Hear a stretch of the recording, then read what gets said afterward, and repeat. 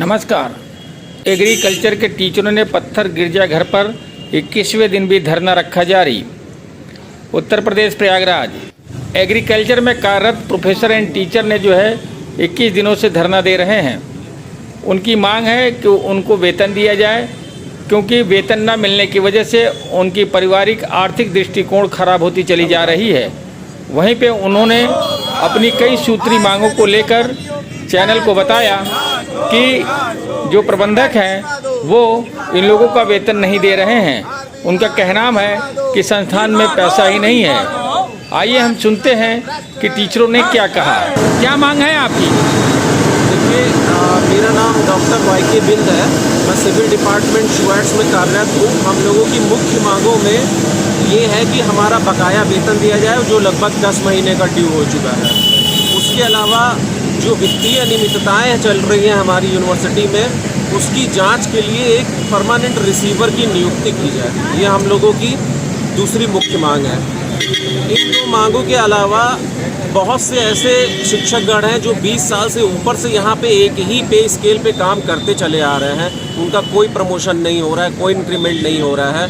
उन लोगों की कंसिडरेशन किया जाए, उनके प्रमोशंस हो। ये हमारी तीसरी मांग है। चौथी मांग हमारी ये है कि हम लोगों को 6 पे कमीशन का आज तक एरियर नहीं दिया गया है और वो दिलाया जाए हम लोगों को। तो ये हम लोगों की 4 मुख्य मांगें हैं जो सामने लिखी भी हुई हैं, आप लोगों को दिख रही है। और उसके अलावा हम लोगों के यहाँ शैक्षिक अनियमितताएँ भी बहुत सारी हैं। उनको दूर करने के लिए यहाँ पे जब रिसीवर होगा तो हम लोग उनसे अपने मांगे रख देंगे कि ये अनियमितताएँ हैं, इसकी जाँच करी जाए।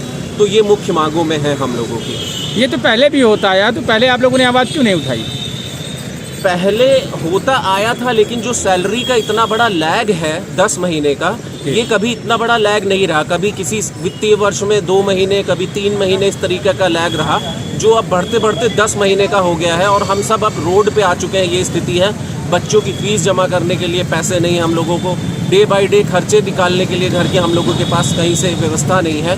तो अब हम लोगों की मजबूरी हो जा रही है कि हम लोग अपनी मांगों के सबके सामने रखें। जैसे जैसे प्रदर्शन आगे बढ़ रहा है, वैसे देखा जा रहा है कि आप लोगों की संख्याएं कम होती जा रही है। नहीं, ऐसा नहीं है कि संख्या कम हो रही है। चूँकि हम लोगों का एक क्रिश्चियन माइनॉरिटी संस्थान है और आप लोग भी जान रहे हैं 25 तारीख को क्रिसमस है। तो जो क्रिश्चियन स्टाफ है वो अपना त्यौहार मनाने के लिए हम लोगों से बोल करके गया हुआ है, तैयारी कर रहा है अपनी। तो ये वाली बात है और ऐसा कुछ नहीं है। कितने दिन से धरना दे रहे हैं आप?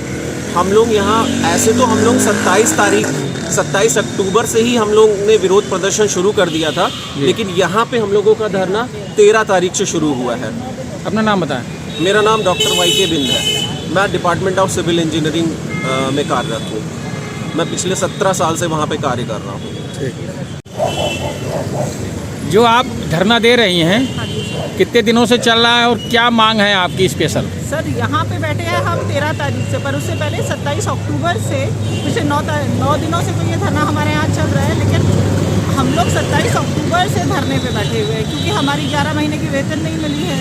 और सिर्फ हम शिक्षकों की नहीं, पूरी यूनिवर्सिटी के स्टाफ की, एम्प्लॉइज हो, शिक्षक हो, जो भी लोग हैं, उन लोगों की जो सोसाइटी पेड है, उन लोगों का तनख्वाह नहीं मिली। और जिसकी वजह से आप सोच सकते हैं, अगर 11 महीने की किसी को तनख्वाह नहीं मिले तो उनका क्या हो जाएगा। हम लोग सिर्फ रोड पे आ गए ना। हम सैलरी क्यों नहीं मिल रही है? सर बोलते हैं कि फंड नहीं है। अब फंड सोचिए, दो सेमेस्टर्स की फीस आ गई है, जो कि 100 करोड़ है। 100 करोड़ में एक भी तनख्वाह आप नहीं देंगे, ऐसे तो नहीं चलेगा ना सर। तो क्या जब से मुकदमा लिखा गया है, जब से हेड ऑफ डिपार्टमेंट फरार है, तब से आपकी सैलरी नहीं मिल रही है?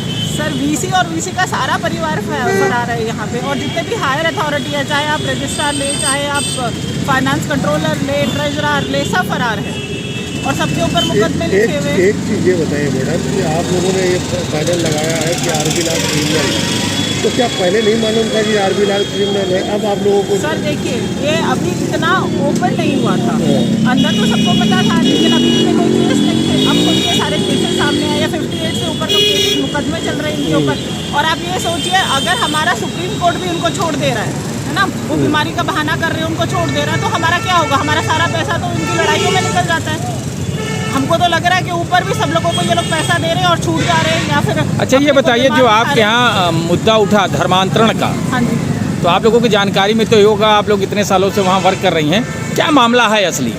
देखिए, पहले भी सुनने में आया था कि जब वहाँ पे संडे को धर्मांतरण का कार्यक्रम होता था, बहुत सारी लड़कियां बाहर से आती थी, गायब हो जाती थी, आरोप लगते रहे हैं, इस पे आप क्या कहना चाहती हैं? सर आरोप लगते रहे ये तो हमें पता नहीं, लेकिन जब से रेखा पटेल का केस आया तब से हम लोगों की नज़र में आया। रेखा पटेल तो हमारे डिपार्टमेंट में भी काम कर चुकी है जी। हमारे डिपार्टमेंट में वो एज अ लाइब्रेरियन आई थी, तो फिर उसके बाद उसको मेन लाइब्रेरी में शिफ्ट कर दिया गया था। तो हमें इतना पता नहीं है। अब जब उसका पेपर पे हमने नाम पढ़ा तो क्योंकि वो हमारे साथ काम कर चुकी है, तो उसके बाद हमने उस चीज़ में ज़्यादा ध्यान देना शुरू किया, क्योंकि हम ना ये उधर बार जा रहे हैं ना कहीं जा रहे हैं। तो अब हम भी पेपरों से पढ़ रहे थे, लेकिन अब जब से हम धरने पे बैठे तो बहुत सारी चीज़ें और उजागर होती जा रही है। अपना नाम बता। सर मेरा नाम डॉक्टर ब्यूरो चीफ तरन्नुम निसा के साथ रिपोर्टर उंजला नाज, अल जजीरा न्यूज़, प्रयागराज।